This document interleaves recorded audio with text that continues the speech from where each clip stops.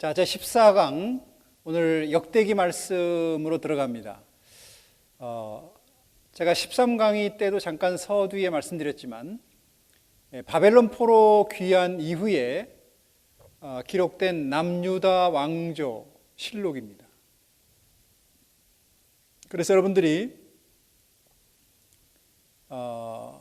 역대기는 시기적으로 열왕기하와 역대기의 공간 차이는 무려 70년 정도의 기간의 차이가 그 사이에 있습니다.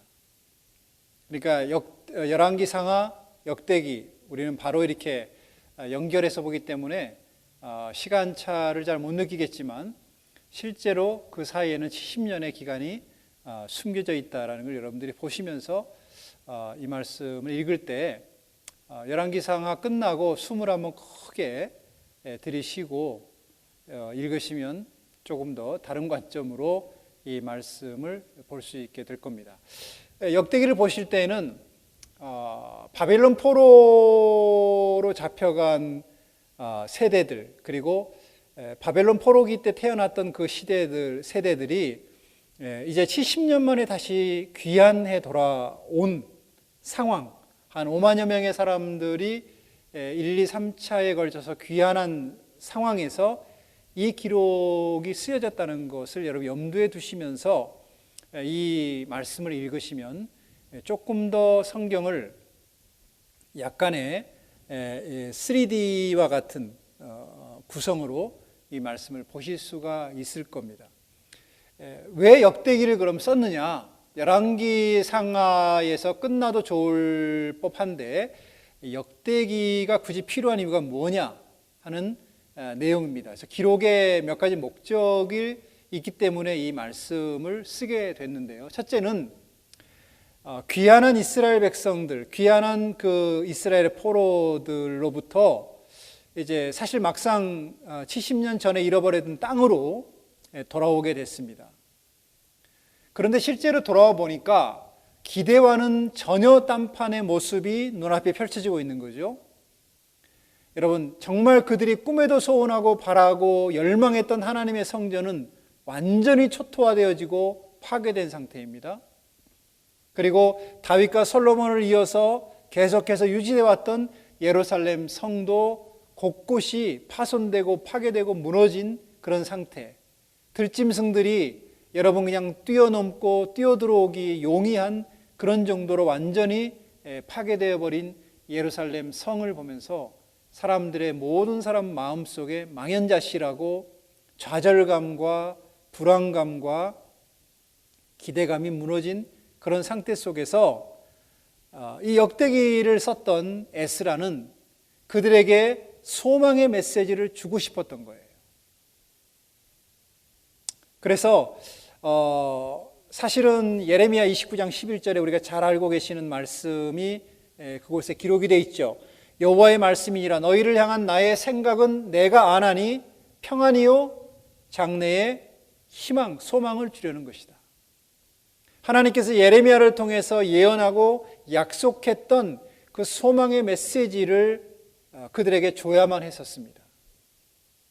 물론 이 예레미야에게 주신 말씀은 그들이 포로로 잡혀갔을 때에 바벨론에서 살고 있는 그들을 향한 소망의 메시지였지만 또 하나 에스라 역시도 귀환하여 돌아온 그들에게 눈앞에 아무것도 없는 정말 모든 것을 처음부터 시작해야 되는 그러한 어려운 난관에 부딪혀 있는 귀한 자들에게 소망의 메시지, 하나님의 약속의 메시지를 그들에게 줄 필요가 있었기 때문입니다. 그래서 이 역대기의 말씀을 그들에게 주기 위해서 우리는 누구인가에 대한 정체성을 먼저 얘기를 해야만 합니다. 자, 우리는 누구이냐라고 얘기할 때에 역대기에서 우리는 언약 백성이라는 사실을 강조합니다. 70년의 포로 생활로 인해서 언약이 끝난 게 아니라 하나님의 언약은 70년 전이나 또 바벨론 포로 생활 속에 있을 때나 그 바벨론 포로에서 돌아온 지금이나 하나님의 언약은 변함없이 동일하다라는 사실입니다. 그것을 그들에게 알려줘야 했기 때문이죠. 두 번째, 자, 우리의 조상은 누구이냐라고 하는 그 뿌리가 흔들리는 그들을 향해서. 자, 여러분, 바벨론의 포로로 잡혀가 있는 상황 속에서 얼마나 많은 좌절을 겪었겠습니까? 하나님의 백성이, 선민들이 어떻게 적들의 포로가 되어져서 나라 잃고 고향 잃고 그들이 여러분 뿔뿔이 흩어져서 전혀 생소한 도시 바벨론으로 이주해 들어간 그들의 모습, 절망과 좌절과 두려움 속에, 공포 속에 살았던 그들에게 여전히 우리의 조상들은 누구이며 또 그들은 어떤 사람들이었는가에 대한 명확한 그들의 뿌리가 여러분 밝혀져야만 했던 것입니다. 그래서 역사적인 혈통적인 뿌리를 확인하기 위해서 역대기에 들어가면 가장 먼저 족보가 1장부터 9장까지 기록이 되어져서 나옵니다. 굉장히 이것이 중요합니다. 세 번째, 우리에게는 이런 어떤 왕이 필요한가? 수많은 왕들의 실패, 수많은 왕들이 여러분 하나님을 떠나고 하나님을 배반하고 그들의 나라를 풍비박산으로 만들고 결국은 아무것도 모르는 백성들만 포로로 잡혀가서 70년 동안 생고생하고 돌아온 그들을 향해 자, 우리에게는 어떤 왕이 필요하냐? 라고 하는 그러한 새로운 이스라엘 재건에 대한 필요성을 강조하기 위해서 역대기가 쓰여졌던 것입니다. 결국 역대기의 기록은 사실은 메시아의 출현을 강조하고 싶은 것도 이것에 포함이 되어 있습니다. 두 번째, 역대기가 쓰여졌던 기록의 목적은 뭐냐면 다윗 왕국의 정체성 회복과 염원을 위해서예요. 역대기는 다윗 왕을 가장 이상적인 왕으로 보고 다윗의 계보를 읽는 왕들을 여러분 읽어보시면 열왕기서와 다른 점들이 드러납니다. 뭐냐면 자, 사무엘이나 열왕기서를 보면 왕들의 실정, 왕들의 잘못, 왕들의 실수, 왕들의 범죄 이런 것들이 적나라하게 기록된 반면 역대기에는 왕들의 치적만, 좋은 점만 부각시키고 기록하고 있다는 거예요. 안 좋은 기록은 다 빼버립니다. 그건 뭐냐면 다윗 왕국의 정체성이 이렇게 하나님의 언약으로부터 다시 회복이 되어질 때 우리는 비로소 하나님의 선민으로서의 이스라엘 민족, 하나님의 나라를 건설해 갈 수 있다라고 하는 것에 강조점을 두기 위해서지 누구의 잘잘못을 따지는 것이 목적이 아니었습니다. 세 번째, 남유다의 정통성이 곧 이스라엘의 역사라는 것을 알려주기 위해서예요. 여러분, 북이스라엘 10지파는 아수르에 의해서 포로로 잡혀가면서 그들은 그냥 전 세계적으로 흩어져 버렸습니다. 러시아라든지 지금의 러시아나 또 그 바벨론, 이라크, 이란, 사우디아라비아 이런 지역으로 다 흩어져 버렸어요. 그런데 오직 남유다에 있는 사람들만이 바벨론으로 거의 고스란히 여러분 포로로 잡혀가게 됩니다. 그래서 돌아온 5만 명, 물론 그 5만 명 전부 다는 아니지만 돌아온 5만 명 중에 대다수가 남유다에 속해 있었던 사람들이에요. 그래서 이 에스라는 1장부터 9장까지의 족보를 통해서 무려 약 3,600년이 넘는 역사를 9장에 걸쳐서 아주 단락하게 간략하게 여러분 족보를 기록하면서 이 정통성을 다루고 있습니다.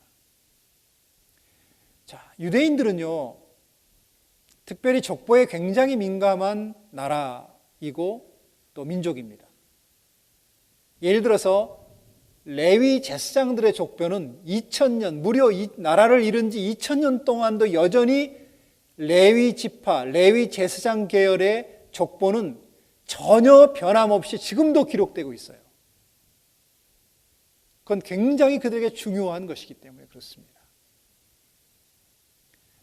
족보가 있기 때문에 그들은 지금까지도 그 민족의 정체성을 잃어버리지 않는 것이죠.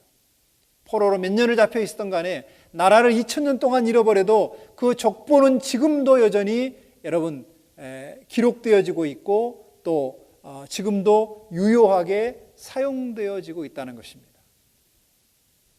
이 족보는 세 가지로 크게 분리할 수 있는데, 첫째는 다윗 가문의 계보, 두 번째는 이스라엘 12지파의 계보, 세 번째는 바벨론 포로 귀환 세대의 지파별 계보로 나누게 됩니다.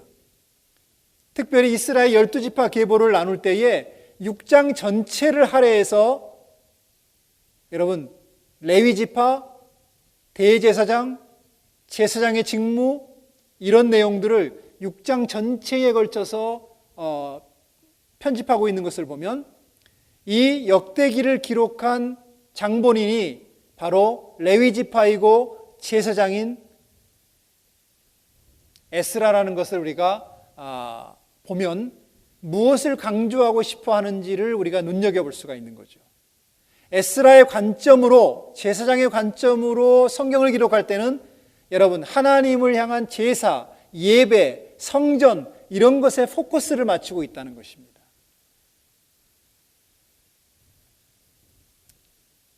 그래서 이스라엘의 역사의 정통성을 남유다가 잇고 있고 70년 포로 생활 속에서도 히브리 역사는 지금도 건재하다라는 것을 여러분 알려주고, 그리고 하나님의 역사는, 하나님의 언약은 70년 바벨론 포로 생활 이후에도 지금도 변함없이 동일하게 유지되어지고 있다는 것을 알려주기 위해서입니다.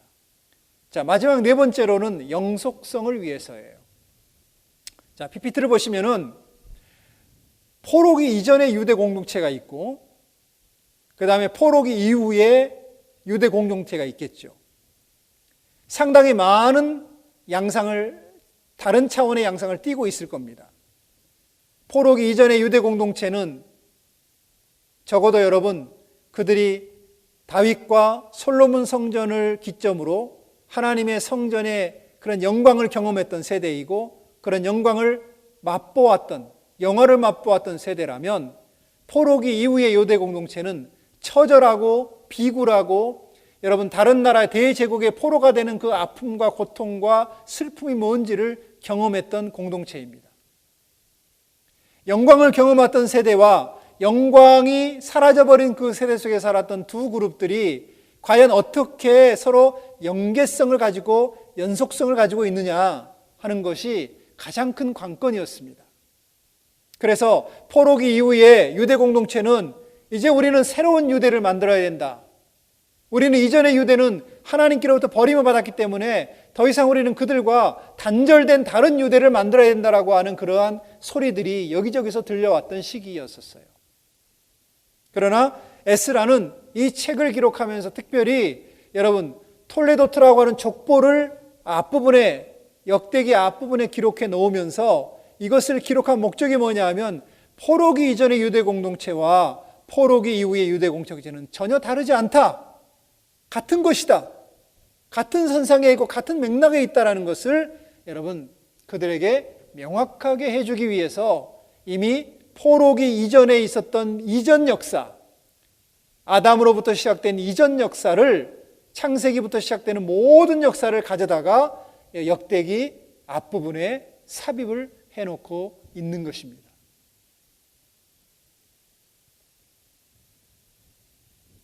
그래서 하나님의 역사는 아담부터 지금까지 변함없이 연속선상에 있다는 것을 그들에게 알려주고 있고 그 언약은 귀환하여 남은 자들이 지켜야 될 소명이다라는 것을 그들에게 강조해 주기 위해서 여러분 이것을 쓰고 있다는 것이죠. 그런 의미에서 볼 때 역대기는 약간의 교훈적인 기록이기도 합니다.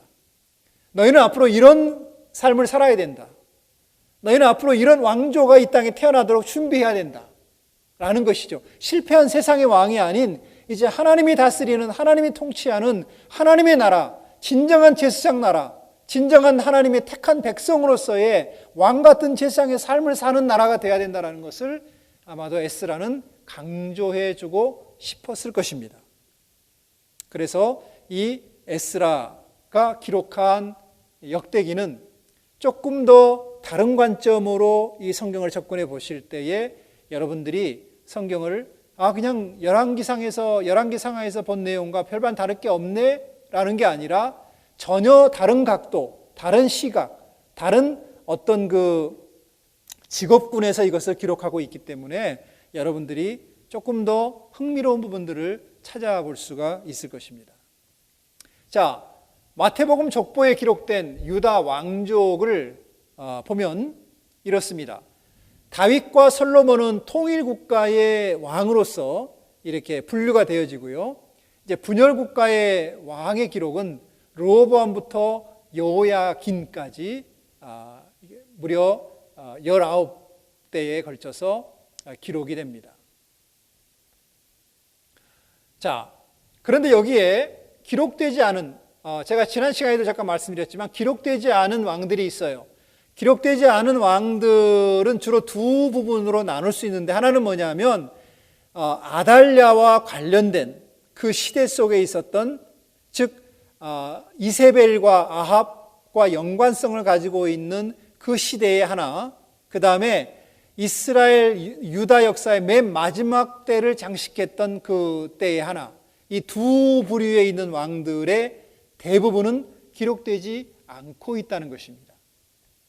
즉 아하시아와 아달랴, 요아스, 아마시아까지는 예수님의 족보에 기록되지 않는 4명의 왕으로 기록하고 있고 한 사람의 여왕이죠. 기록되어 있습니다. 그리고 또 한 부류는 어디냐면 대개혁가 요시아의 아들로 왕이 된 여호아스와 여호야김, 그리고 셋째 아들인 시드기야, 이 세 왕은 요시아의 아들이죠. 세 왕은 기록되지 않고 요시아의 아들인 여호야김의 아들 여호야긴이 요시아 다음으로 이스라엘의 왕위에 기록되어 있는 사람으로 등장하게 됩니다. 자, 하나님께서 여호아스와 여호야김, 시드기야, 요시아의 세 아들을 왜 예수님의 족보에서 뺐느냐 하는 것입니다. 이것은 단순히 이 세 왕이 사실은 아버지 개혁가를 따라서 조금이나마 하나님을 경외하고 하나님을 섬기려는 의도를 가졌다면 아마도 하나님께서 그들을 축복하는 은혜를 주셨을 거예요. 그렇지만 그 세 왕이 고루 아버지의 길의 정반대의 길을 향해 살아갔다는 것입니다. 하나님을 배반하고 하나님의 율법책을 불태워버리고 하나님의 선지자 예레미야의 말을 여러분 귓등에도 두지 아니하고 그들이 하나님의 명령을 불순종하고 하나님이 행하라는 데에 반대길을 걸어갔다는 거죠. 대신에 여호야긴은 여호야김의 아들이지만 그가 어린 나이에 왕이 됐지만 그가 여러분 바벨론에 항복을 합니다. 그것이 예레미야를 통해서 말씀하신 하나님의 예언이었어요. 그래서 아무것도 모르고 항복을 했지만 항복한 이유 때문에 하나님이 그 왕을 요시야 다음으로 대를 잇는 계보에 집어넣게 되어진 것입니다. 자, 우리는 보면 참 하나님의 역사는 참 재미있습니다. 때로는 자기 잘난 체하고 자기 똑똑한 체 한다고 하나님이 그 사람 쓰시는 게 아니에요. 바보 같고 어리석고 어떤 때는 억지로라도 아니면 어떤 때는 진짜 아무것도 몰라서 순종했는데 하나님이 그것을 귀히 여기시는 거예요. 그러니까 하나님은 순종하는 사람을 통해서 하나님 자신을 드러내십니다. 그분의 방법은 예전이나 지금이나 별반 다르지 않으세요. 순종하는 사람을 통해서 하나님 자신을 나타내세요. 그리고 순종하는 사람을 쓰세요. 그가 비록 바벨론의 포로로 잡혀가는 것이 순종이 아닌 것처럼 보일지라도 그것이 왕으로서 수치이고 부끄러운 것이고 백성들의 손가락질을 당하는 것일지도 모르지만 그러나 하나님은 그것을 순종으로 보신다는 거예요. 여러분, 그런 말 있지 않습니까? 억지도 순종이다. 억지로 하는 순종도 순종으로 보시는 거예요. 마지못해서 하는 순종도 순종으로 보시는 거예요. 그게 하나님의 비밀입니다. 때로는 우리가 신앙생활 할 때도 억지로 해야 될 때도 있죠. 마지못해서 해야 될 때도 있어요. 그래도 불순종하는 것보다 순종하는 것을 하나님이 기뻐하시고 귀히 여기신다는 겁니다. 이제 저희가 이 부분을 좀 보면 이 왕들의 역사를 통해서도 우리가 하나님께서 어떻게 순종하는 사람들을 드러내시고 또 들어 올리시고 사용하시는지를 우리가 보게 되고 또 그런 것들을 볼 때 순종하며 사는 것이 성경의 원리이고 하나님의 뜻이구나 하는 것을 우리가 발견하게 되어집니다. 자, 조금 더 이제 여러분들이 이해하기 쉽도록 설명을 좀 드리고 싶은데, 열왕기와 역대기의 차이점입니다. 요거 하나만 여러분들이 아셔도 열왕기와 역대기를 보는 여러분의 성경적인 안목이 조금 더 넓혀지실 줄 압니다. 첫째는 열왕기는 선지자의 눈으로 본 이스라엘 유다의 기록이에요. 여러분, 선지자의 눈이라는 게 뭡니까? 선지자의 눈은 죄는 죄인 거예요. 실수는 실수인 거예요. 선지자는 어떤 면에서는요, 약간의 멀씨가 없어요. 약간의 양보도 없습니다. 아주 단호하지요.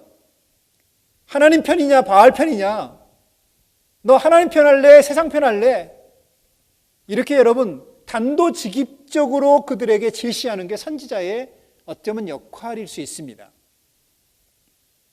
그래서 선지자의 눈으로 볼 때는 이스라엘 백성들뿐만 아니라 이스라엘을 리더하는 왕들의 죄, 거기는 뭐 다윗이고 솔로몬이고 가차 없습니다.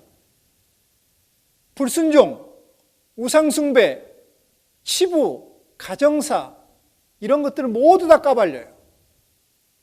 우리가 볼 때는 어떻게 하나님이 이런 역사까지 드러내시지? 부끄러워 할 정도로 그걸 다 드러내십니다.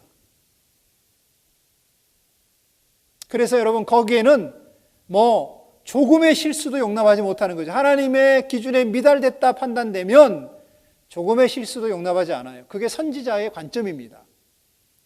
그래서 어느 때 교회에 이런 선지자의 마음을 갖고 있거나 선지자의 영을 갖고 있는 사람들이 있을 때는요, 그런 사람들이 잘못된 게 아니라 그 사람들의 눈에는 그런 것들이 보이기 때문이에요.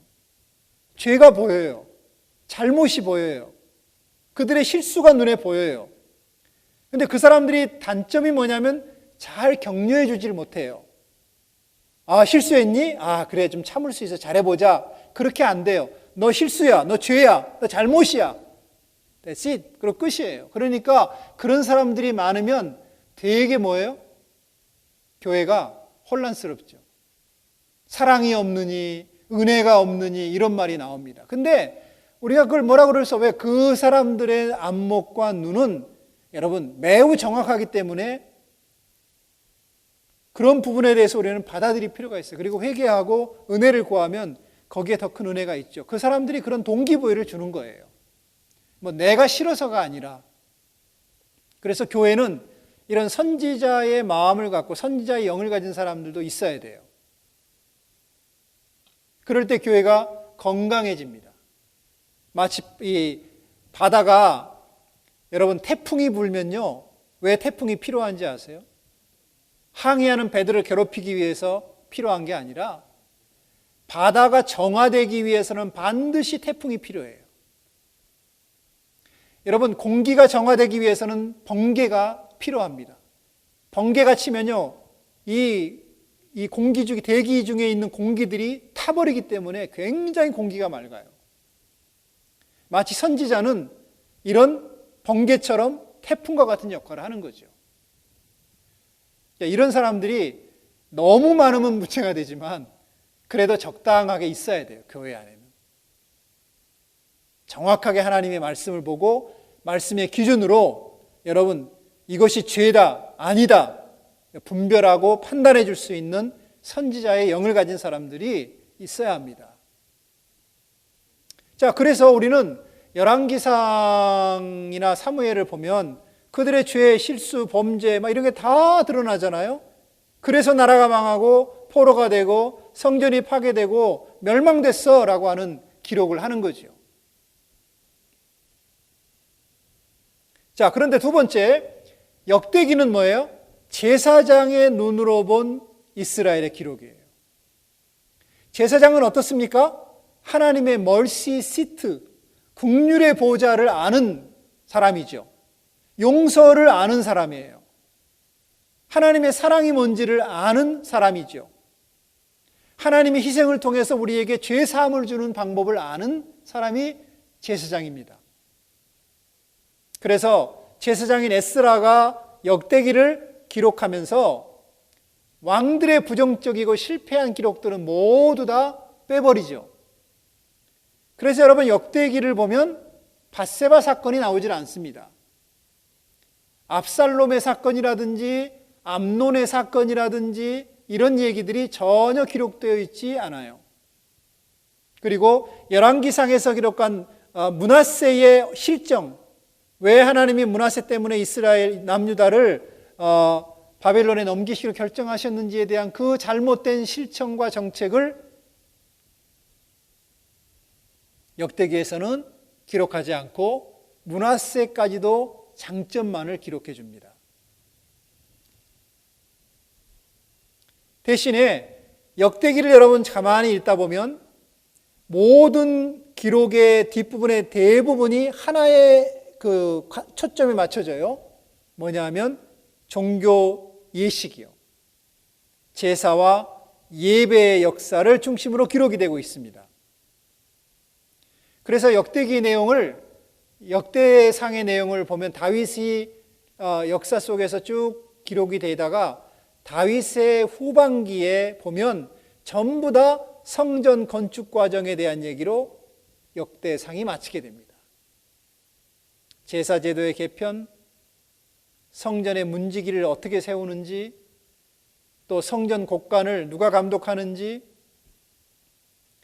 찬송하는 사람은 누구를 세우는지, 나팔을 어떻게 부는지, 또 찬송을 지도하는 그런 감독들은 누구인지 그때 다 결정해요.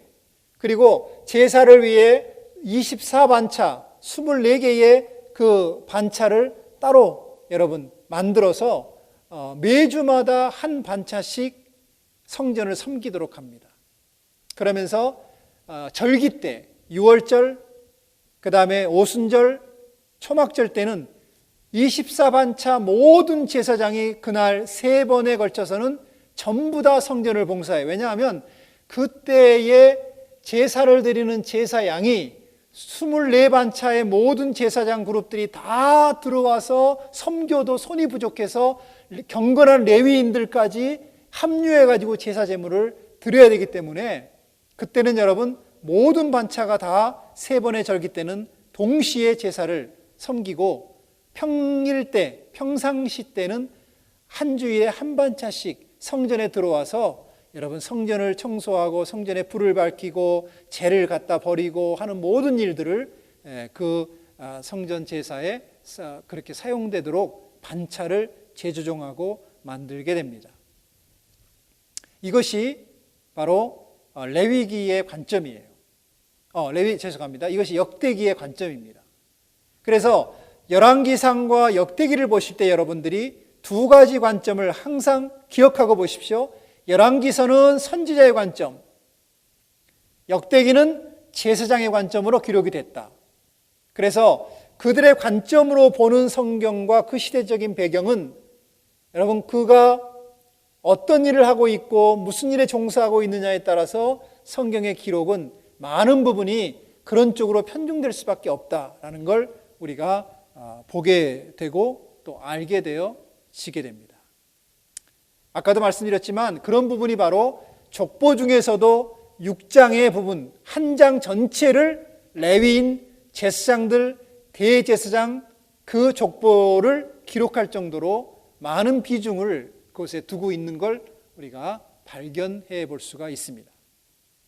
그래서 제가 지난 시간인가요? 여러분들에게 설명을 드렸는데, 그래서 다윗이 성전 건축을 준비할 때 하나님의 언약궤를 옮기는 일로부터 시작해서 그 다음에 성전의 건축 터를 구입하고 성전에 필요한 모든 제반 사항을 준비하고 제사장들의 업무를 분담하고 그 다음에 찬송하는 사람, 성전에서 성전의 문지기를 지키는 사람, 성전의 곡간을 관리하는 그런 대장들을 여러분 전부 다 그때 만들게 되죠.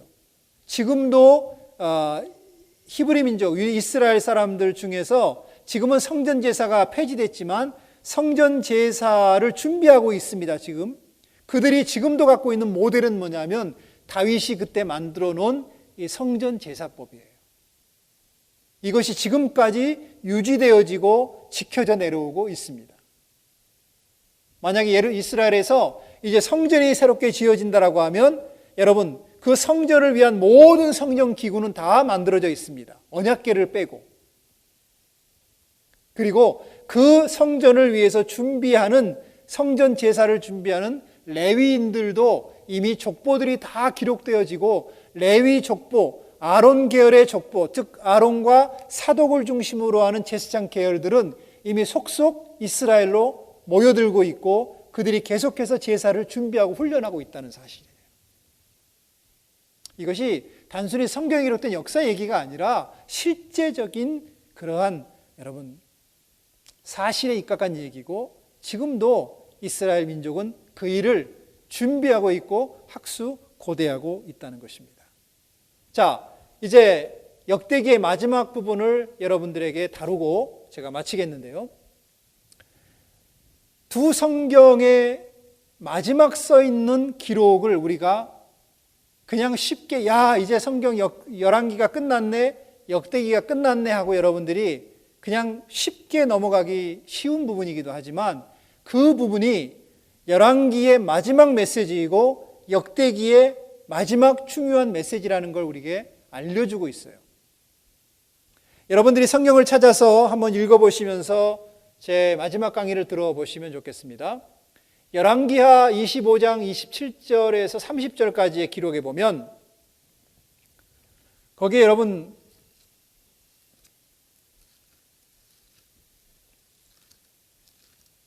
시드기야가 여호야긴이 바벨론으로 포로로 잡혀가서 감옥에 갇힌 지 37년이 됐던 해라고 기록하고 있습니다. 그런데 그 37년 동안 감옥에 있던 여호야긴이 갑자기 어느 날 여러분 무슨 심경의 변화가 있었는지 바벨론 왕 에월무로닥이라는 왕이 즉위한 원년에 무슨 일인지 감옥에 있었던 여러분 유대의 왕 여호야긴을 감옥에서 방면을 해줍니다. 이제 37년 살았으니까 많이 살았어. 이제 나와. 사면해 줄게. 여러분 방면을 해준 게 문제가 아니라 왕의 직위를 그대로 복권시켜줘요. 지금으로 이제 바벨론이 대제국이니까 지방 왕으로 인정을 해줍니다. 그런데 지방 왕으로 인정을 해줄 정도가 아니라 그 바벨론이 지배했던 수많은 국가의 왕들이 있지 않겠습니까? 그 왕자들이나 왕들 중에서도 최고로 높은 지위를 그에게 부여를 해줘요. 그리고 일평생 항상 왕 앞에서 음식을 먹게 하고 죄수의 의복을 벗기고 왕복으로 갈아입혀요. 그리고 종신토록 왕이 쓸 것을 그에게 죽을 때까지 공급을 해줍니다. 여러분, 하나님께서 포로로 잡혀간 유대, 좌절과 실망과 절망 속에 있는 그들에게 왜 마지막에 이 메시지를 여러분 기록을 하고 있을까요?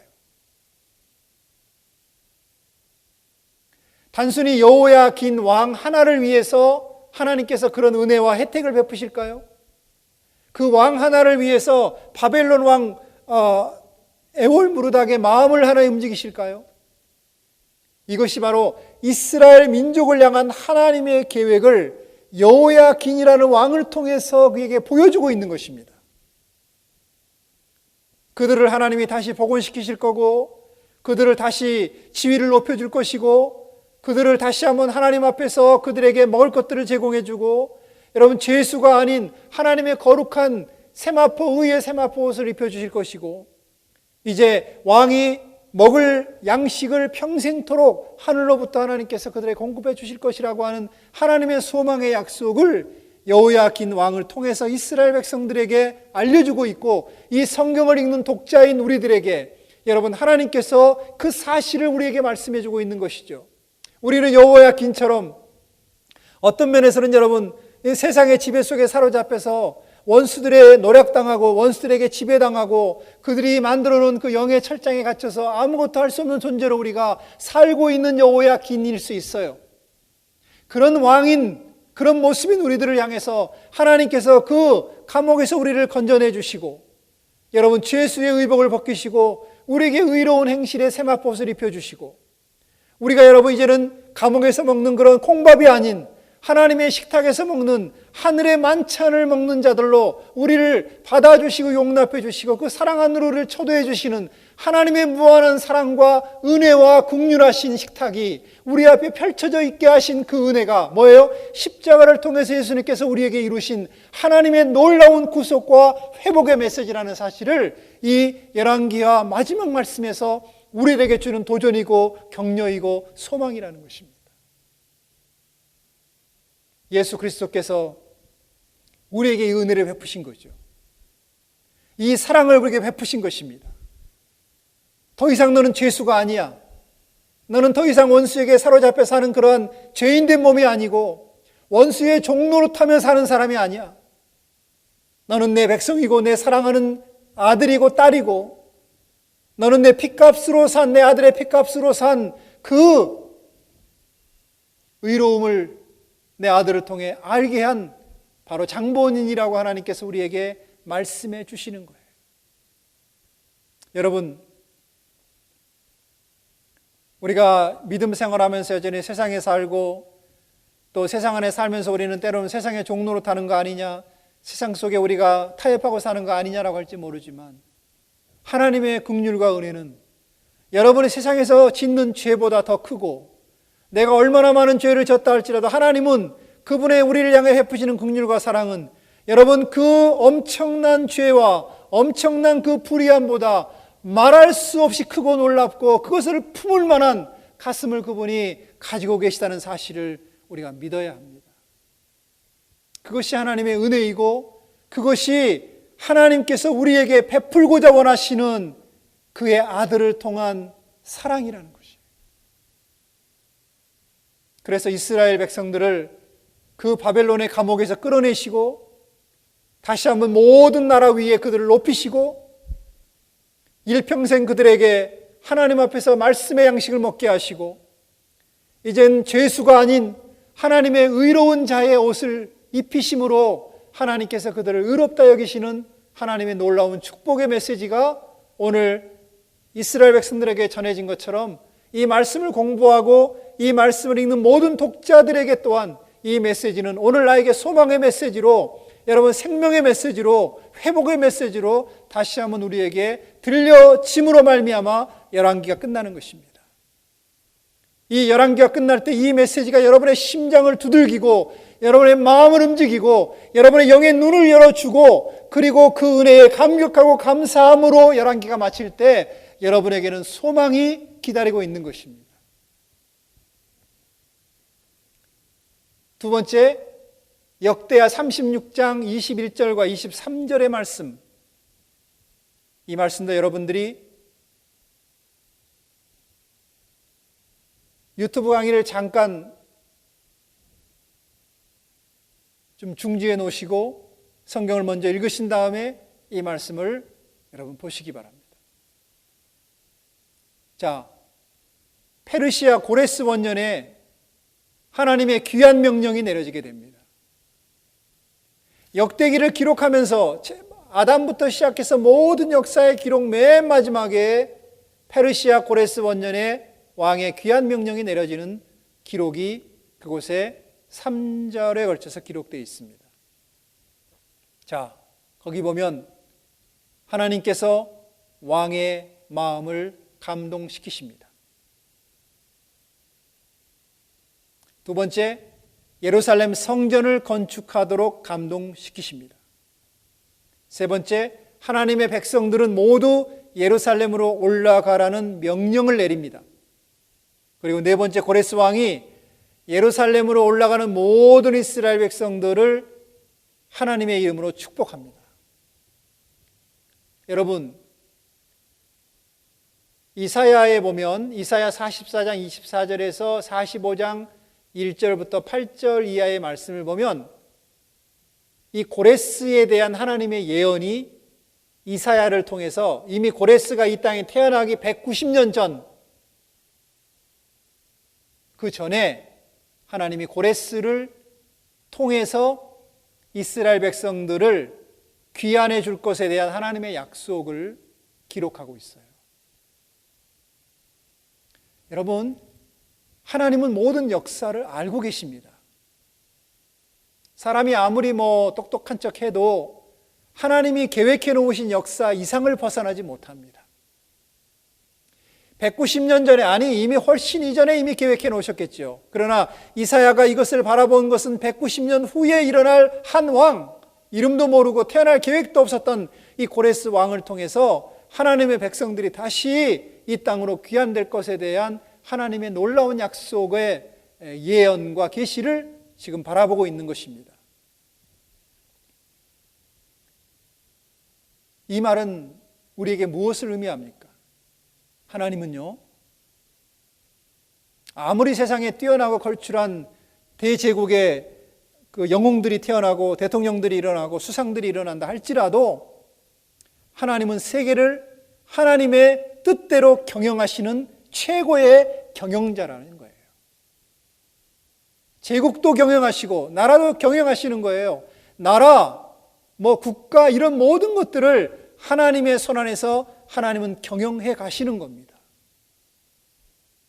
여러분, 세상은 볼 때 대단한 것처럼 보이고 언제 없었던 것이 지금 금방 일어난 것처럼 보이고 발명되지도 않은 것들이 지금 발명된 것처럼 아우성치지만 하나님은 이미 모든 것들을 알고 계시고 이것을 경영하시는 거예요.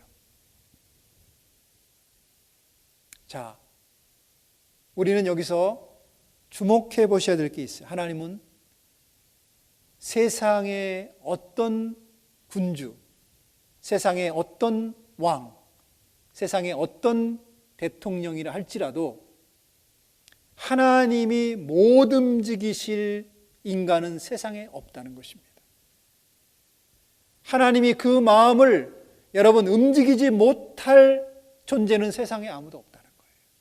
하나님이 하시고자 하면, 하나님이 결정하시고 행하시기로 결정하시면 어떤 제국의 왕도, 어떤 제국의 대통령도 여러분 그들이 하나님의 뜻에 자기의 모든 정책과 자기의 모든 국가를 운영하는 모든 여러분 결정을 하나님의 뜻 안에서 행할 수 있다라는 것입니다.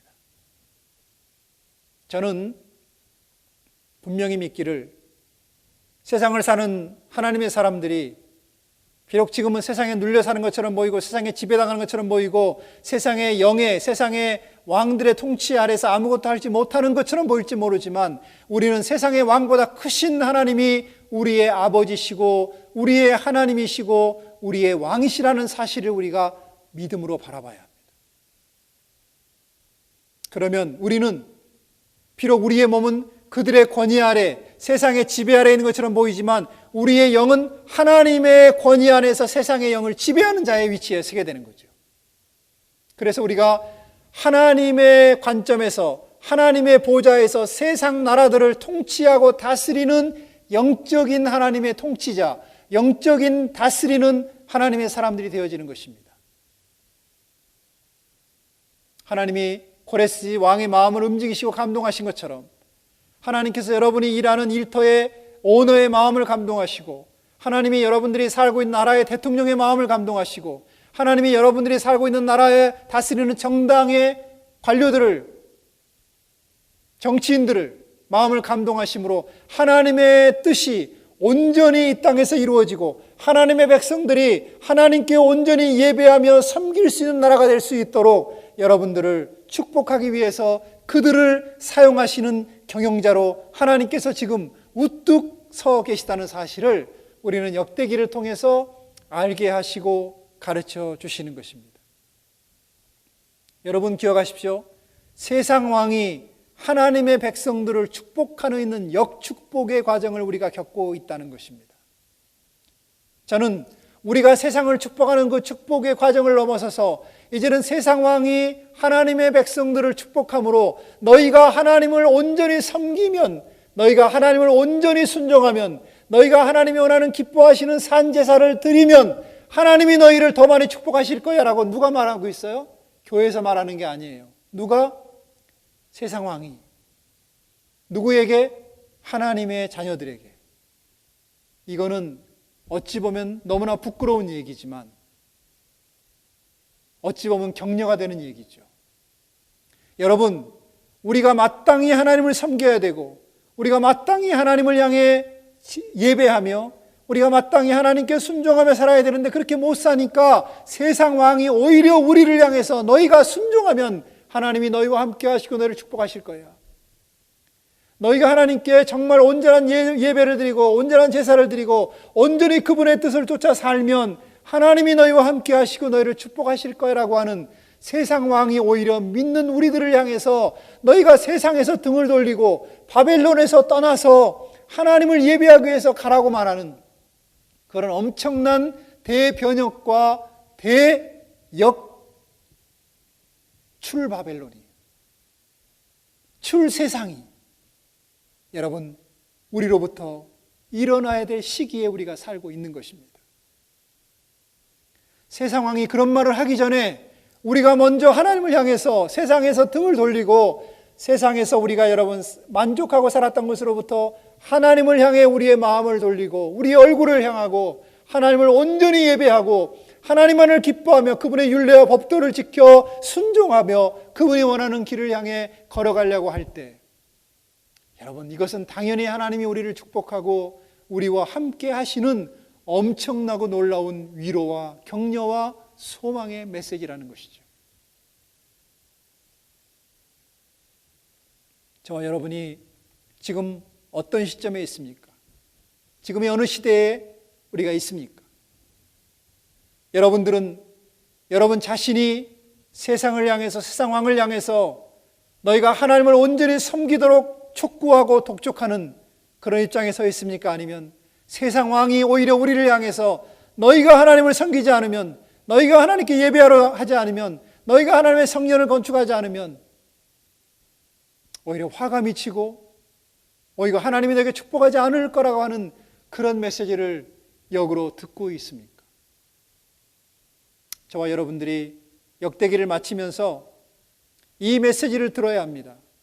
이 고레스 왕의 메시지가 단순히 고레스 왕의 문제가 아니라 세상 왕이 믿는 교회를 향해 던지는 메시지이고 믿는 하나님의 사람들을 향해 여러분 촉구하고 독촉하고 그리고 빨리 바벨론을 떠나서 하나님의 성전을 향해, 하나님의 예루살렘을 향해, 하나님이 계시는 그 얼굴을 향해 나가라고 하는 그의 독촉과 같은 그 소리를 듣고 우리가 반응할 때 하나님께서 우리와 함께 하시는 것을 증명하시고 우리에게 놀라운 그분의 축복과 은혜를 베풀어 주실 줄로 믿습니다. 여러분이 이 성경 마지막에 기록된 이 두 가지의 사건을 천천히 읽어가시면서 여호야긴, 바로 그 여호야긴은 나를 대비해서 주신 말씀이고 이 고레스 왕, 세상 왕의 대표되는 고레스 왕의 믿는 교회와 믿는 사람들 향해 던지는 이 메시지를 여러분이 귀 기울여 들으실 때 우리가 지금 있는 위치에서 깨어 기도하고 우리의 마음을 하나님께 다시 일으키고 하나님의 다시 성전으로 여러분들이 향하여 올 수 있는 믿음을 갖게 될 것이고 그 믿음을 통해 하나님이 살아계심과 하나님이 여러분을 축복하고자 원하시는 그분의 온전한 뜻을 여러분이 알게 되고 분별하게 됨으로 우리가 비로소 하나님이 기뻐하시는 삶을 살아가는 복된 은혜와 축복이 여러분 가운데 있게 될 줄로 믿습니다. 오늘 강의는 여기서 마치도록 하겠습니다. 다음 주에는 제가 연이어서 이제 선지자들의 기록을 대략적인 맥을 잡아가면서 여러분과 함께 나누고 그 이후에 시가서의 내용을 다룸으로 이 모든 구약의 맥잡기를 마무리하려고 합니다. 시청해 주셔서